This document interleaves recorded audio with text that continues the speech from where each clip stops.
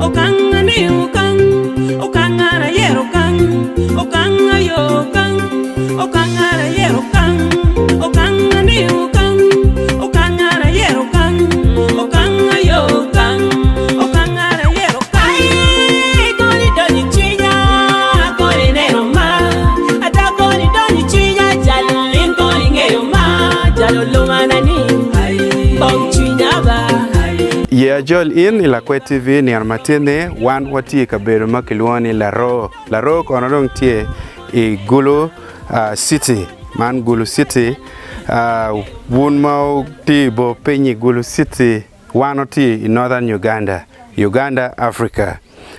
Tini wani Lakwed TV watiga mira neno ni wamak video mewe li en mawatika makane kilwani yani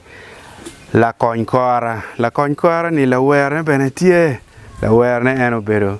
Lady Zulu makol kare endong peningyo dano mar kitmete kwaro dak bengi mar bedo pajo ci endo wayni la kollo ki Lady Zulu ni no beto tol ka wayni Zulu Anena onyo Anena Zulu ci nier matini watika mako video ne kuna kama eno ni chamo abino karbe ci wabilo wakede eto ye were amete kon ki yako jemi ticha inga jaka ka ti ikamoni kenyo ka mir tier dono mir yab jemi ne kamaleng man ena gina anatika timune Anena Zulu nene miapa afoy matak eyo yeah intini ne atimambe afoy yeah lutua man sample me bejo mawan watikere chala chole chalo luo chalo kaka mano wan en wanen kamero yes afoy tutwal anene yupeo iti ready pera neno kamera jemi tika ka eneni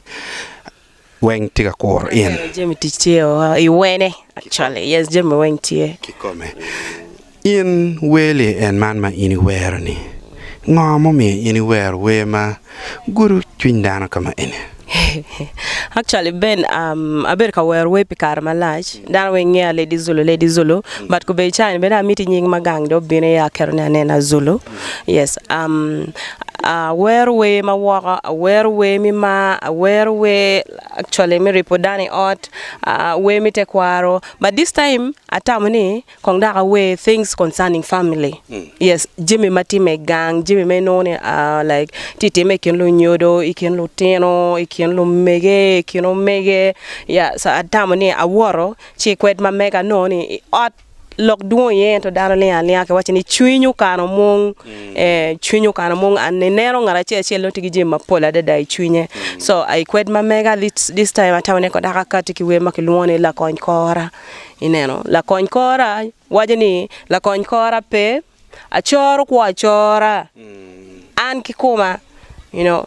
chama kene ke wachidi mero nywala nyira winyu cho wachini amir latina wobi ero teni ni lokmale latina wobi latina nyaka ni pe lubu kita ini iweko latino down kere kita ini grooming kere latin mamege you say that yes so inoni latin nyako chamo kene choro kuone pire kene chako kuone pire kene ani non lubame no tika yapo yone tika money it's just the same kilo tina wobe noni kone latina ngadi kono ngongo endi no latia wobe no tika yele kene so that is the meaning of the song. It's just family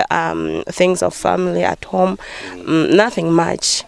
be in ma it foot pia gwaronyo winyu weni America bi enbe ko mia capella ne piano wele eni bene we makoni wambi kero chi bineno the process me shooting weng wa be kero olo ibineno vore so ke gone wa capella pa weni ka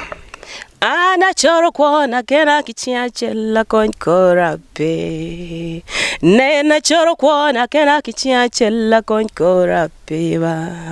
wilowo kireno ya akwo kena ba wilowo lanya ya akwo kena ba ana choro kuona kena yeah something like that we pegin mama ki puana puaye winyu dwane anyway mono dwan we ki kome chi man anyway ga git kamero utimo kija wan furbi mete er ko beridon wa mir mere gi chano jema megwa ko no don wa mir charo chut ana foyo